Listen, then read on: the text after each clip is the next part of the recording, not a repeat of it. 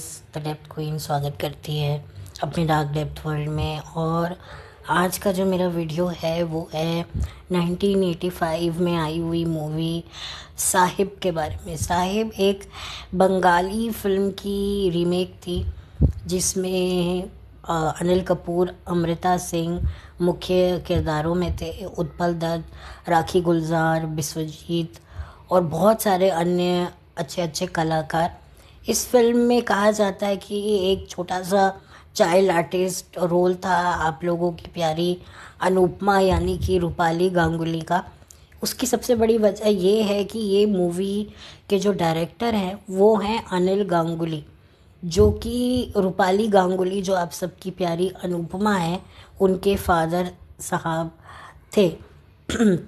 Unfortunately अब वो इस दुनिया में नहीं है। तो ये फिल्म उन्होंने बनाई थी और कहा जाता है गूगल पे भी है कि जो रूपाली हैं वो इस फिल्म में जो एज अ चाइल्ड आर्टिस्ट उनका एक छोटा सा अपीयरेंस है। अब वो कौन सा है वो मुझे नहीं पता चला, लेकिन मैंने ये फिल्म जितनी भी देखी है मैं इस फिल्म के बारे में बात करूँगी कि मैं इस फिल्म के बारे में क्यों वीडियो बना रही हूँ, क्योंकि ये बहुत ही ज़्यादा एक बड़ी ही सीरियस फिल्म है। आपको लगेगा कि एक साहिब एक मूवी होगी जो एक लव स्टोरी होगी, अमृता सिंह है, अनिल कपूर है, लेकिन ऐसा नहीं है। ये फिल्म आपको बहुत कुछ सोचने पर मजबूर कर देगी कि भाई फैमिली के जो खोटे सिक्के होते हैं वो कभी कभी इतने ज़्यादा चमक जाते हैं कि आपको उनकी चमकाहट पर भी विश्वास नहीं होता और वो खोटे सिक्के आगे निकल कर एक अच्छा खासा रुपए में कन्वर्ट हो जाते हैं और आप लोग देखते कि देखते रह जाते हैं। कि कहते हैं ना, घर का सबसे निकम्मा बच्चा आगे जाके लायक बच्चा बन जाता है। ये इस फिल्म की कहानी है। इस फिल्म की कहानी अनिल कपूर के ऊपर आधारित होती है, जो एक गोलकीपर बनना चाहते हैं, पढ़ाई लिखाई करते नहीं हैं, नौकरी है नहीं, पिताजी बुज़ुर्ग हो रहे हैं और बीमार रहते हैं, लेकिन घर की जिम्मेदारियां हैं। बहन की मतलब छोटी जो बेटी है उनको शादियां करनी हैं। और जो अनिल कपूर हैं वो तो बिल्कुल ही बेरोज़गार हैं, फेल होते रहते हैं। तो बस एक बाप की चिंता के ऊपर एक ये पिक्चर है। और अगर आप देखेंगे कि एक बाप और बेटे का जो एक कहते हैं ना अनस्पोकन रिलेशनशिप होता है, कि कभी कभी बेटा बाप को बता ही नहीं पाता है कि वो अपने फादर के लिए क्या फील करता है। जैसे बाप अपने बेटे को नहीं बता पाता, वैसे बेटा भी अपने बाप को नहीं बता पाता है कि वो क्या उसके लिए फील करता है, वो कितना सोचता है। जितना बाप अपने बच्चों के बारे में सोचता है उतना बेटा भी अपनी बाप के बारे में सोचता है। और ख़ास तौर पे वो बेटा जो बाप की नज़र में बिल्कुल निकम्मा है, नकारा है, बेरोज़गार है, निठल्ला है। तो ये फिल्म उसकी कहानी पर आधारित है। और फिर जाकर जो अनिल कपूर के जो सेक्रीफाइसेस सामने आते हैं वो आपको सोचने पे मजबूर कर देते हैं। बहन की शादी के लिए, घर की ज़रूरतें पूरी करने के लिए जो अनिल कपूर हैं, जो साहिब का किरदार निभा रहे हैं, वो अपनी एक किडनी बेच देते हैं। एक डोनर जिसको ज़रूरत होती है, डोनर बन के वो एक ज़रूरतमंद लड़के को अपनी एक किडनी दे देते हैं, क्योंकि उसकी शायद दोनों किडनियाँ फेल हो चुकी होती हैं। और उसके बदले में जो उसके फादर हैं उसे पैसे भी देते हैं, नौकरी देते हैं। और इसके फलस्वरूप जो है अनिल कपूर पूरी ज़िंदगी अपनी एक किडनी के साथ बिताते हैं और जो उनका एक सपना होता है गोलकीपर बनने का, उसको वो कुर्बान कर देते हैं अपनी फैमिलीज़ की खुशियों के लिए। फैमिली से ज़्यादा अपने पिता का बोझ जो उन्होंने अपनी छाती पर ले रखा है उसको हल्का करने के लिए वो अपने अंदर का एक बॉडी ऑर्गन तक वो लड़का सेल कर देता है। तो ये कहानी है और ये बहुत ज़्यादा टचिंग कहानी है।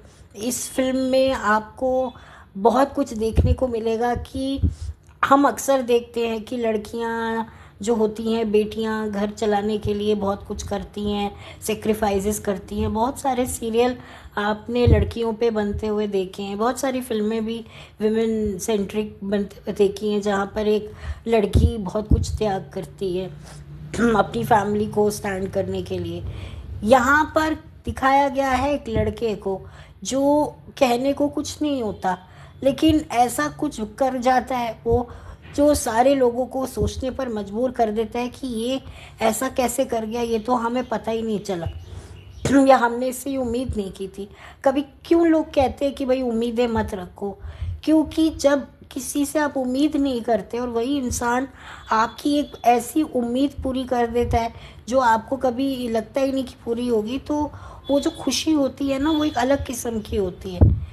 तो ये मुझे लगता है इसीलिए लोग कहते हैं भाई एक्सपेक्टेशंस मत रखो, क्योंकि एक्सपेक्टेशन नहीं रखते और वही जिस चीज़ की आप एक्सपेक्टेशन नहीं रखते और वही चीज़ आपको जब मिलती है ना, तो आपको खुशी होती है और उस एक्सपेक्टेशन को पूरे करने वाले के प्रति भी आपके मन में एक रिस्पेक्ट कह लो, प्यार कह लो, कुछ भी कह लो, वो जागता है। तो ये पूरी फिल्म आपको यही सोचने पर मजबूर कर देगी। और इस फिल्म में राखी गुलजार एक भाभी का उनका कैरेक्टर है जो बहुत ही अच्छा है। मतलब उस घर में अनिल कपूर की कोई इज्जत नहीं होती है, लेकिन दो लोग होते हैं जो उस घर में कहीं ना कहीं अनिल कपूर को एक इमोशनल सपोर्ट देते हैं। वो है भाभी और एक होती है बहन, जिसकी शादी के लिए इतना सब कुछ बखेड़ा खड़ा होता है।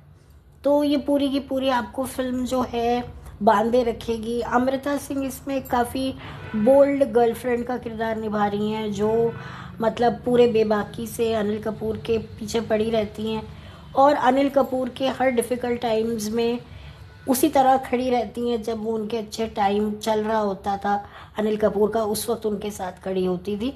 तो एक लॉयल गर्लफ्रेंड के रूप में अमृता सिंह ने अपने काम में काफ़ी अच्छा प्रदर्शन किया है। और इस फिल्म का एक गाना तो शायद आज भी आप लोगों को याद होगा, यार बिना चैन कहा रे। जी हाँ, ये गाना बप्पी दा ने बनाया था और ये बप्पी दा का सबसे वन ऑफ द मोस्ट सुनने वाला गाना है। और बप्पी दा और अनिल गांगुली जी बहुत अच्छे फैमिली फ्रेंड्स थे। और ये चीज़ आपको मैंने तब देखी जब बप्पी दा की डेथ के दौरान जो है रूपा गांगुली रूपाली गांगुली, जो कि आप सबकी अनुपमा है, वो उनके साथ में खड़ी रही। उनकी वाइफ जो थी बप्पी लहरी जी की, उनके साथ में उन्हें सांत्वना देती हुई दिखी। तो डेफिनेटली रूपाली गांगुली भी बताती हैं कि जब भी बप्पी दा मुझसे मिलते थे तो गाते थे यार बिना चैन कहाँ रे। तो डेफिनेटली पहले क्या होता था, दोस्तियाँ होती थी और बहुत लंबी लंबी चलती थी और मरने के बाद भी उनकी दोस्तियों को याद किया जाता था। आजकल ना ही इतनी लंबी फ्रेंडशिप टिकती है, आजकल सिर्फ अपना स्वार्थ ज़्यादा लोग देखते हैं। पहले दोस्तियाँ देखते थे। अनिल गांगुली और मिथुन चक्रवर्ती ने भी साथ में बहुत सारी 90 के दशक में बनाई हैं, एक्शन फिल्में बनाई हैं और बहुत अच्छा एक रेपो रहा है।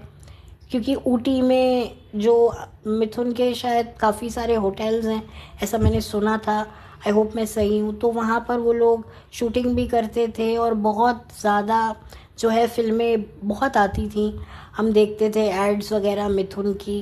एक्शन मूवी काफ़ी हिट होने लगी। तो डेफिनेटली अनिल गांगुली एक बहुत ही मंझे हुए डायरेक्टर थे और उनकी एक फिल्म भी आई थी एग्रीमेंट करके, जिसके ऊपर ही ये का और की मूवी बनी थी, जहाँ पर एक हाउस हस्बैंड को एक वर्किंग वुमेन के साथ शादी करनी पड़ती है और कैसे औरत बाहर का काम करती है, ऑफिस संभालती है और जो मर्द है वो घर संभालता है। तो ऐसी ही ये फिल्म थी, इसमें रेखा थी। और इस फिल्म के बारे में अनफॉर्चुनेटली इतनी चर्चा नहीं हुई। कई फिल्में ना अंडररेटेड रह जाती हैं, लेकिन आगे जाकर वो एक कल्ट बन जाती हैं। लेकिन साहिब जो थी वो बहुत ही अच्छी फिल्म थी और इस फिल्म में आपको जो है अनिल कपूर की मेहनत दिखेगी, क्योंकि उस टाइम पर अनिल कपूर नए नए इंडस्ट्री में आए थे। तो उनकी मेहनत, उनकी बॉडी लैंग्वेज जो डेफिनेटली जो उस दौर के जो लड़के थे, डेफिनेटली वो निक्कर पहनकर वो जो फुटबॉल खेलना, गोलकीपर बनना, डेफिनेटली बहुत सारे लड़कों को प्रभावित करता होगा। देखिए उस ज़माने में बड़ा एक मासूम फ़ैशन होता था। आज तो फ़ैशन भी आप नहीं कह सकते इस तरह का फ़ैशन है, लेकिन उस ज़माने में बड़ा मासूम फ़ैशन होता था। जो बड़ा ही मतलब एक डिसेंट फैशन होता था अगर मैं कहूँ तो आपको देखने को मिलेगा अनिल कपूर का जो एक हीरो, एक नॉर्मल हीरो जिसके बहुत सारे हेयर हैं चेस्ट पे, बाजुओं पे। आजकल तो लड़के जो हैं वो सब कुछ अपना हटवा देते हैं, लेकिन तब भी उनमें वो हीरो वाली बात तो तब भी नहीं दिखती है, क्योंकि एक्टिंग किसी को आती नहीं है, सिर्फ डांस करना आता है और तो कुछ आता नहीं है। लेकिन उस वक्त जो है उस दौर में एक्टर्स हर जगह पर मेहनत करते थे और अपने आप को हर तरीके से मंजने की कोशिश करते थे कि भाई कहीं से कोई कमी पेश ना रह जाए। और बहुत आपको एक साफ़ सुथरी पिक्चर है ये, और आप देख सकते हैं। और स्पेशली लड़कों के लिए, कि अक्सर लोग कहते हैं कि भाई लड़कियां जो है परिवार के बारे में ज़्यादा सोचती हैं, लड़कियों को बहुत अटैचमेंट होती है, बट यहाँ पर आपको ये देखने को मिलेगा कि एक लड़का अपनी फैमिली से कितना अटैच्ड है, अपने फादर से। आप लोगों को एनिमल मूवी आजकल बड़ी याद आती है, पापा मेरे पापा, वो जो उस फिल्म का गाना है। यहाँ पर भी आप देखिए, यहाँ पर भी कुछ ऐसी ही मिलती जुलती सिचुएशन है कि जो उत्पल दत्त है, जो इस फिल्म में साहिब के यानी कि अनिल कपूर के फादर का रोल करते हैं, अनिल कपूर बहुत ही अच्छे से अपने फादर को समझते हैं कि भाई मेरे फादर ने मेरी तस्वीर देखी है अखबार में गोलकीपर के तौर पर, तो वो क्या बोलेंगे, क्या करेंगे। तो ये चीज़ एक फादर की बेटा बहुत अच्छे से भांपता है, और जो फादर होता है वो भी कहता है क्या मेरा बेटा इतना अच्छा खेलता है, भले ही मुंह पे बेटे की तारीफ़ ना करे, लेकिन कहता है कि जब कभी मैच होगा तो मैं देखने जाऊंगा। तो ये जो एक फादर और बेटे का जो एक रिश्ता होता है ना, एक मैन टू मैन एक दूसरे को टशन दिखाते रहते हैं, लेकिन अंदर ही अंदर एक दूसरे को बहुत प्यार करते हैं, एक दूसरे को कहीं ना कहीं समझना भी चाहते हैं। लेकिन वही अपने अनुभव, बेटा कहता है भाई मैं आज के ज़माने का लड़का हूँ, मेरे को भी तो एक्सपीरियंस करने दो, और बाप कहता है कि नहीं भाई तेरी तो ऑलरेडी उतनी उम्र निकलती जा रही है, तू अब एक्सपीरियंस कमाने से अच्छा है तू पैसा कमा। एक्सपीरियंस तो पैसे के साथ भी कमाया जाता है, बेटे को कमाना होता है अनुभव। तो ये लड़ाई एक्चुअली हर घर में युगों युगों से चलती आ रही है बाप बेटे के बीच में।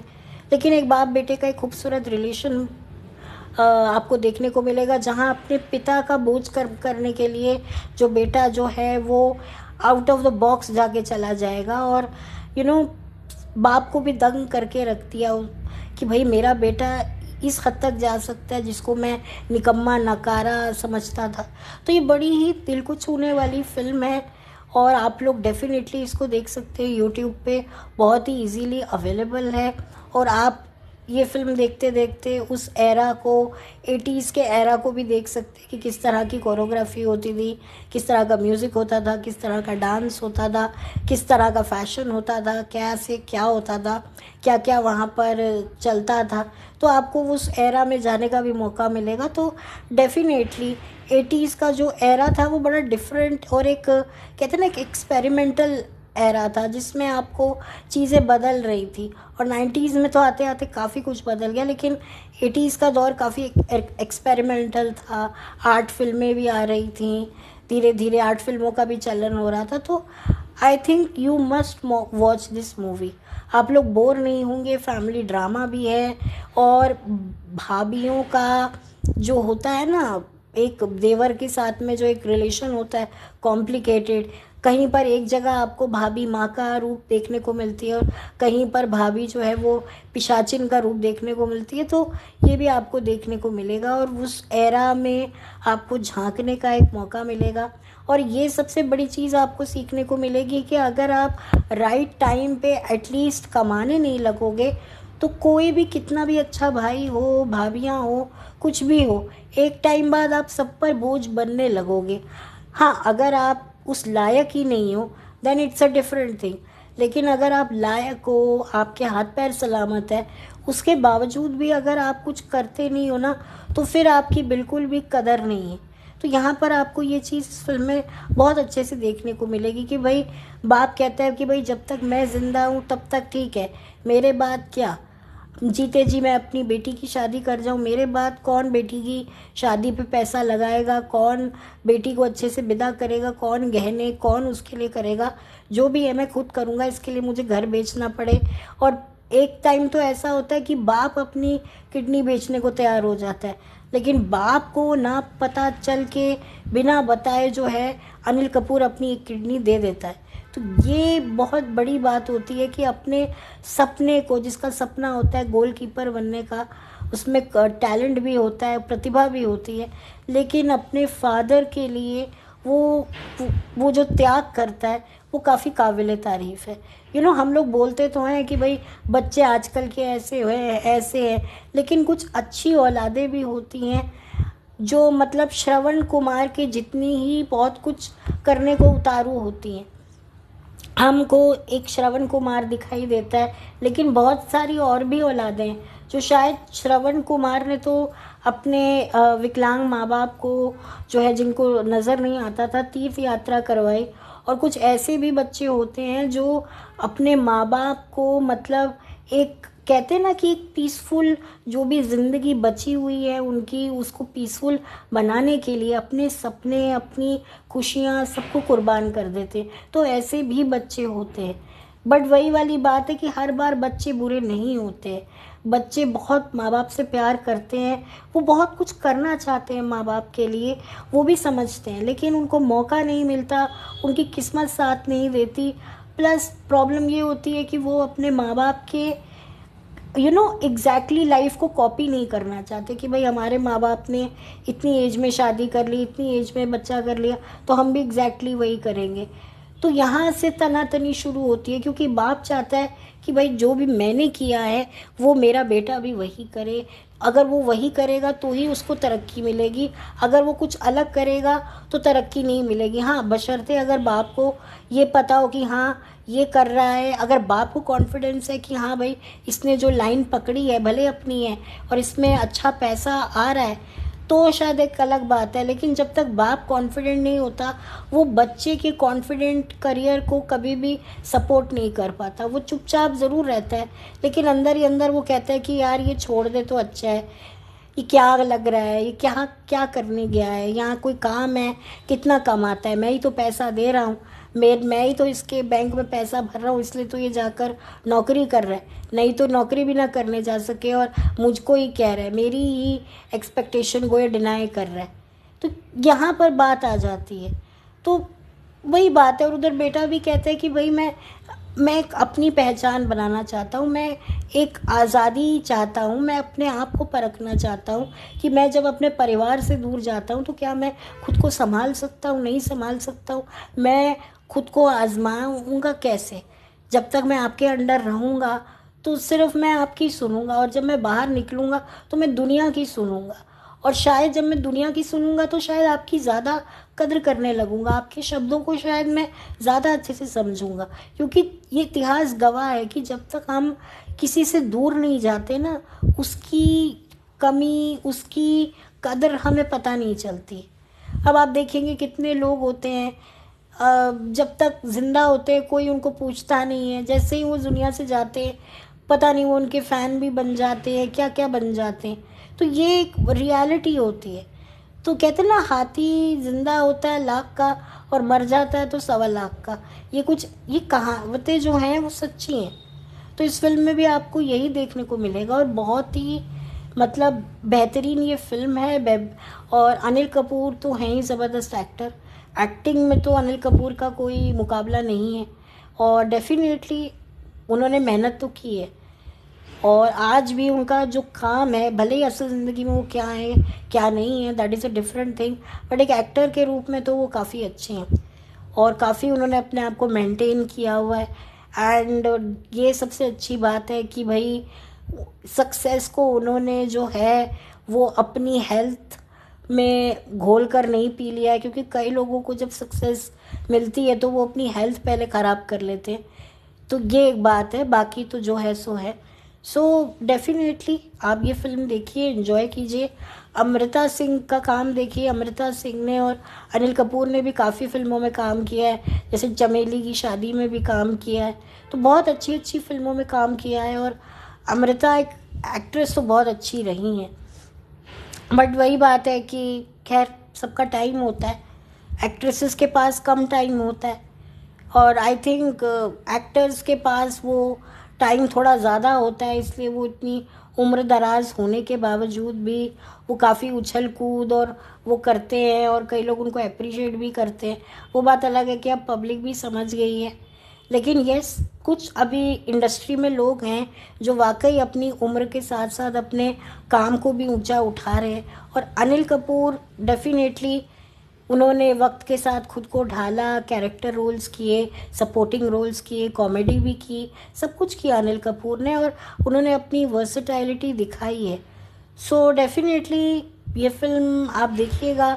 और बस मैं चलती हूँ, लौट कर मिलती हूँ, और अपनी आवाज़ के लिए मैं क्षमा याचना चाहती हूँ। ख़राब है, अगर आपको सुनने में थोड़ी सी अटपटी लग रही होगी और तकलीफ़ दे रही होगी आपके कानों को, तो मैं उसके लिए माफ़ी चाहती हूँ।